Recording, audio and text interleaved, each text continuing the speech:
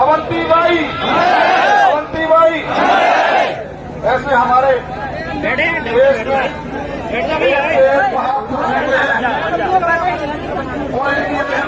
गाते हैं,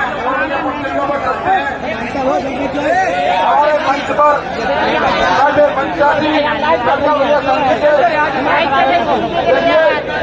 खैरा क्षेत्र की जनता इतनी समझदार है, इतनी शांतिपूर्ण बैठी है। मैंने अभी कार्यकर्ताओं से कहा था, मैंने कि यहाँ ये लोग बैठे हैं, मैंने आपने नीचे कुछ बिछाया है क्या? बोला नहीं।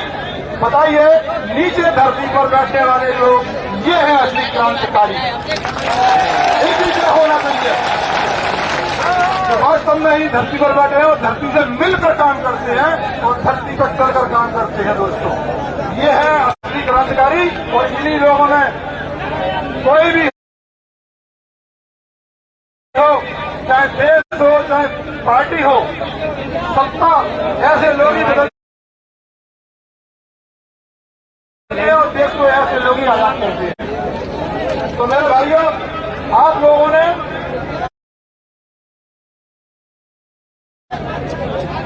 खरेरा की जनता, यहाँ के पूरे क्षेत्र के लोग ऐसा संदेश दिया है, आप लोगों ने ऐसा संदेश दिया है, ये इतिहास बनाने का संदेश खरेरा की धरती से चलेगा। दोस्तों,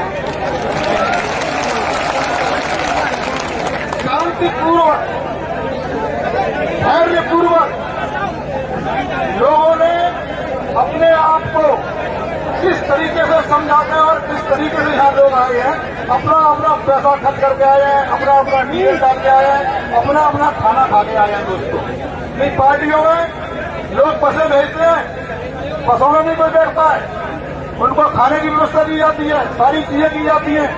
मेरे भाइयों, और हमारे इस पूरी इस जनता में कोई भी व्यक्ति, एक भी व्यक्ति ऐसा नहीं है कि तुम लालच से आया हो। दोस्तों, हमारे लोग निस्वार्थ भाव से आए, निस्वार्थ भाव से। मेरे भाइयों, हमारे देश अच्छे अच्छे लोग, महापुरुष लोग, जिन लोगों ने अपनी शहादत दे दी थी हत्या से, जैसे चंद्रशेखर हैं, जैसे सुभाष चंद्र बोस हैं, जैसे भगत सिंह सरकार हैं, कुर्बानियां की तभी तो आजादी मिली। नारा देते थे कि तुम मुझे खून दो, मैं तुम्हें आजादी दूंगा। तुम मुझे खून दो, मैं तुम्हें आजादी दूंगा। तो मैं आपको एक नारा दे रहा हूं, आप मुझे ऐसे ही समय दो, मैं तुम्हें आजादी दिलाऊंगा।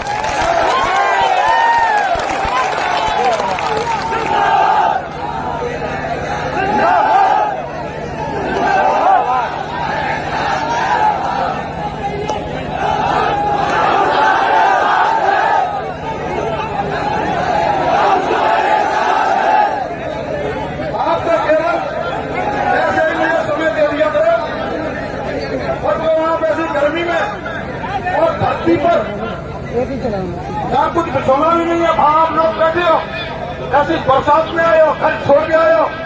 आपके संघर्ष को मैं खाली नहीं जाने दूंगा। दोस्तों,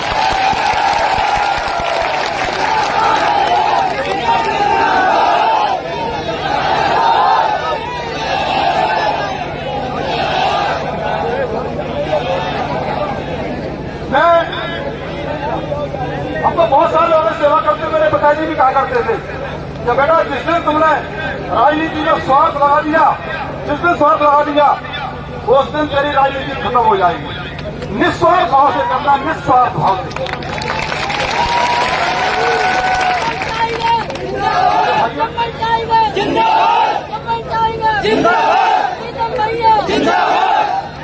आपने देखा होगा, मैं कम से 15-20 साल से चित्र में आ रहा हूँ। 15-20 साल से मैं न सर्दी देखी, न गर्मी देखी, न बरसात देखी। आपके बीच में बराबर आता रहा, बराबर जाता रहा। क्या के लिए आया था मैं यहाँ? केवल एक राक्षस से सारी समाजों को बचाने आया था दोस्तों।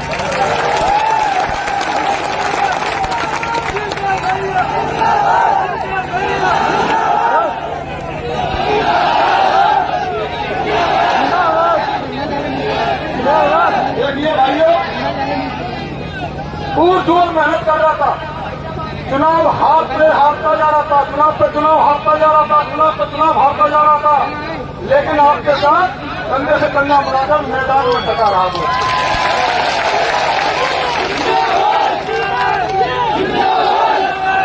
मैं कहा एक दिन जरूर आजादी मिलेगी, और सत्य कभी मरता नहीं है। सत्य को परेशान कर सकते हो आप, लेकिन सत्य को हरा नहीं सकते दोस्तों। ये मैंने बड़ी मजबूती से देखा है। लेकिन मेरे भाइयों, किशोर क्षेत्र में मैं बराबर आता रहा, बराबर जाता रहा। आप सब समाजों की लड़ाइयां लड़ता रहा, पूरी समाजों की लड़ाई लड़ रहा था। किशोर के अंदर ऐसी कोई समाज नहीं है जो कि भाग्य विधायक से पीड़ित न हो।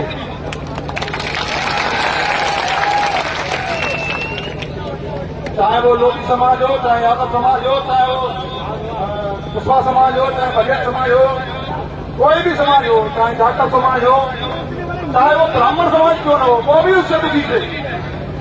लेकिन देखिए आप, समय देखिए आप, मैं उनकी भी सेवा करने आया था, उनको भी मैं आजादी दिलाने आया था। लेकिन मेरे भाइयों, उस विधायक ने चाणक्य नीति से ऐसा फंदा फेंका कि मेरे भाइयों, जो कई समाजों को लड़ा बिठा दिया उसने, 2 पार्टी बना दी। मैं कहता हूं इसकी बातों में बताओ, पार्टी वालों से भी बोला इसकी बातों में बताओ। लेकिन मेरे भाइयों, वास्तव में उसकी चाणक्य नीति चल गई। लेकिन मैं फिर कहूंगा कि आगे उसकी चाणक्य नीति में कोई आ मत जाना दोस्तों। अब देखना, लोग समाजों को लड़ाते और टीवी के सामने बैठा बड़े मजे से खुश हो रहा है और देख रहा है, लड़ो मरो, आओ तो मेरे पास नहीं। मतलब सारी समाजों को लड़ा के आप सबको मालूम है कि वो कैसे विघटन फैलाता है समाजों के अंदर। यादव समाज से पोस्टलवादी, लोधी समाज की उसी के अंदर रहते हैं। लोधी समाज से यादव की डलवादी, ब्राह्मण समाज से लोधी समाज को डलवादी, और लोधी समाज से ब्राह्मण समाज को डलवादी, जाटव समाज से बघेल समाज को डलवादी, बघेल समाज से उसको डलवादी। वहीं बैठा बड़ा भाग लगाता रहता है। और मेरे भाइयों, वो बैठा इन लोगों को कठपुतली की तरह नचाता रहता है। लेकिन ये आखिरी लड़ाई है दोस्तों, अब उसकी चाल में मत फंसना मेरे भाइयों, कोई भी मत फंसना मेरे भाइयों। इसकी चाल को ध्वस्त कर देना, सारे लोग मिलकर ध्वस्त कर देना इसकी चाल को। आगे एक किसी में वह मनुष्यता न फैला पाए मेरे भाई।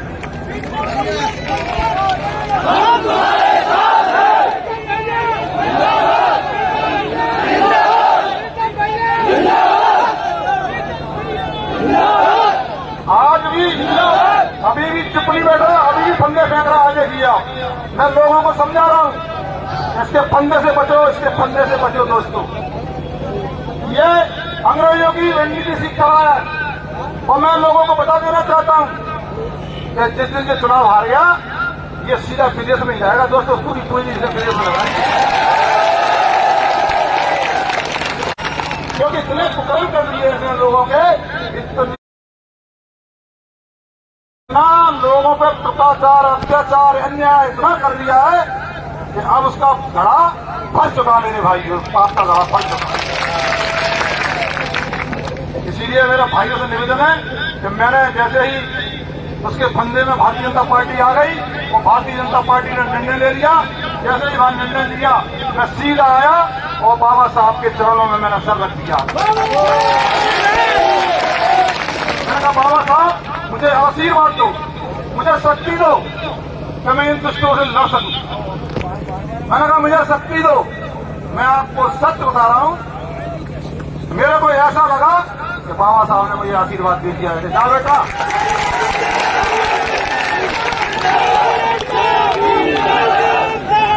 और ये किसका आशीर्वाद बैठा हुआ है? ये मुझे ताकत दे दी है दोस्तों।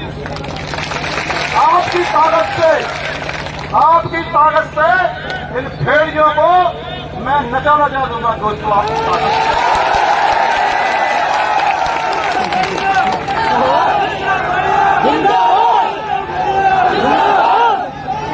एक भी भेड़िए को घुसने नहीं देंगे दोस्तों, एक भी भेड़िए की निकाल कर ले देंगे। अब भेड़ियों का भरने का समय आ गया है दोस्तों, अब जाने का समय आ गया है। मैं इसीलिए आप लोगों से कहना चाहता हूं, 23 आ रही है, 23 में विधानसभा के चुनाव हैं। अभी मैंने इन हमारे कार्यकर्ताओं लोगों से मैंने कहा भैया से कि मैंने कहा अभी केवल एक जिले में एक ही सभा कराओ, लेकिन हमारे कार्यकर्ता इतने जोश में हैं कि मानते ही नहीं।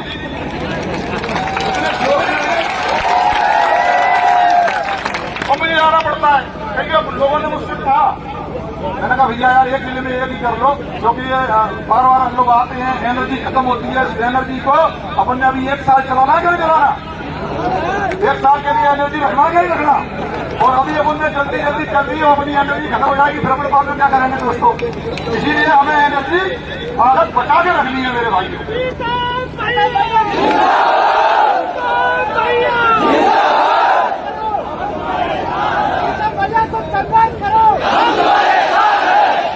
अगर हमारे यहाँ फसाई के कुछ लोग बैठे हैं, सारे लोग, मैं थोड़ा सा उनसे भी निवेदन करना चाहता हूँ।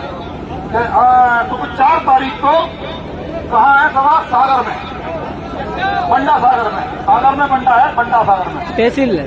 वहां पर वो ही घटना यहाँ तक लेके आई है, वही घटना हम तुम लोग कैसे लेके आई है मैं तुम्हें बताना चाहता हूँ।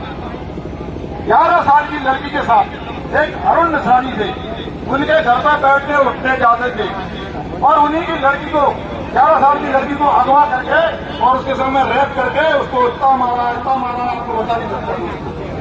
वो अपनी खुद खुद बोल बैठी। मेरे भाइयों, उस घटना को लेकर मैं दुखी था, चिंतित था। उस घटना को लेकर मैंने थोड़ा बोला, मैंने कहा ऐसे लोगों को अपने घरों में कभी मत बिठाना मेरे भाइयों, कभी मत बिठाना।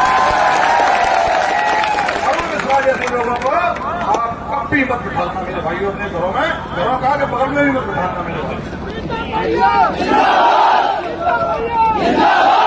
इसीलिए मैं सब लोगों से यही आग्रह करता हूं कि सारे लोग यहाँ जो आए हैं ऐसे ही साथ देते रहे। हमारे कार्यकर्ता भी यहाँ भीम पार्टी के हैं, पिछड़े वर्ग के हैं, अपने ओबीसी एसटी मैं भी। ये कल मैं दिल्ली गया था, दिल्ली में एक सभा थी, ओबीसी एसटी और एसटी। मेरे भाइयों, अभी 30 साल से जनगणना ही नहीं हुई। 30 साल से लोग एक ही बात कहते चले आए हैं, 52%, 52%, 52%। मेरे भाइयों, 30 साल से अभी 52% ही है, हम पहुंच गए होंगे 70% पे। इसीलिए जनगणना नहीं की जा रही है। अगर हमारी जनगणना हो गई तो हम 70% पर पहुंच जाएंगे दोस्तों, ये पद की बात है। और 70% का हमको आरक्षण देना पड़ेगा। उसकी लड़ाई के लिए हम दिल्ली गए थे, हमने कि हमारी जनगणना की जाए। इतने सालों से एक ही बात चले आ रहे हैं, जैसे कई मैंने लेके लोग कहते कितने साल का है? 30 साल का। 2 साल बाद फिर मिला कितने साल का है? 30 साल का। 4 साल बाद फिर कितने का? 30 का। तो 30 से बढ़ ही नहीं रहा था। ऐसे ही सरकार भी मैंने देख लिया 30 साल से एक ही बात कह रही है, 52%, 52%, 52%। मेरे भाइयों, किसी की सभा थी, वहां सारे लोग इकट्ठे हुए और इकट्ठे होकर ज्ञापन दिया है।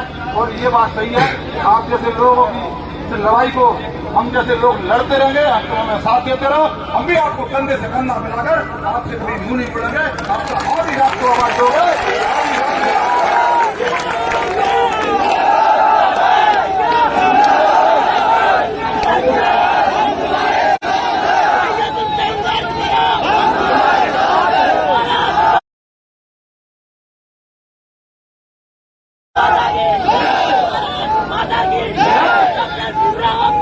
भाइयों, हमारे कार्यकर्ताओं से मैंने एक बात कही कि हम लोग बड़े लोगों के चुप्पों से प्यार करते हैं, सदियों से, और सदियों से सेवा कर रहे हैं। क्या मिला? कुछ नहीं। अगर आप लोग SC ST OBC के लोगों की ऐसी कभी सेवा करके दे देना गरीब लोगों की आप, तो आपको इतना अपार आशीर्वाद देंगे ये लोग, कभी जीवन में नहीं मिलेगा दोस्तों आपके लोग। अगर किसी को प्रमाण देखना है तो SC ST OBC के आप ज्यादा नहीं, एक साथ 6 महीने सेवा करके देख लेना उनकी, वो आपको कैसे आशीर्वाद और आशीर्वाद देते देख लेना। तो मैंने तो शुरू कर दिया भैया, OBC की सेवा करना, SC की सेवा करना, ST की सेवा करना, मैं तो सीख लिया है, वही मैं मेरे कार्यकर्ताओं को सिखा रहा हूँ। मेरे भाइयों, इनके घर जाकर आप इनके सेवा करोगे, सर रखोगे घरों में, ये अंदर से दिल ज्यादा हो जाएगी, अंदर से दिल खींच के भी तुमको देना पड़ा तो वो भी खींच के आपको आशीर्वाद करेंगे।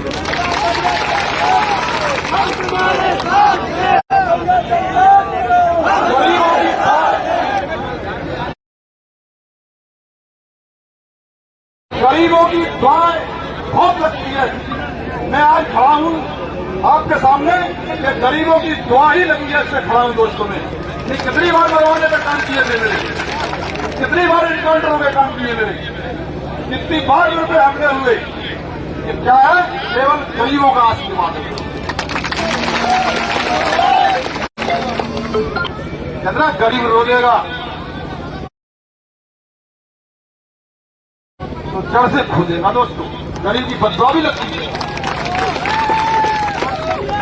अब इनको गरीबों की बददुआ लगने लगी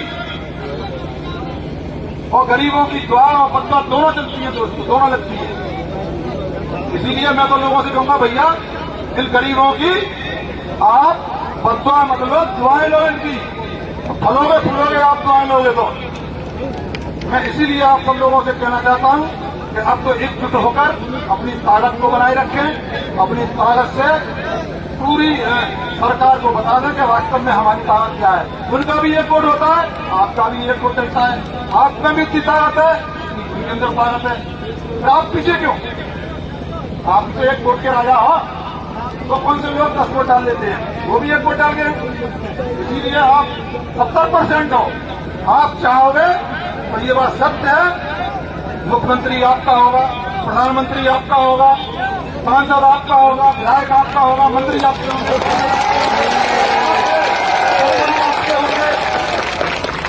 जनपद सदस्य आपके होंगे, महापौर आपके होंगे। ऐसा कोई पद जो आपका नहीं होगा, ऐसा कोई पद नहीं है दोस्तों जो आपका ना हो।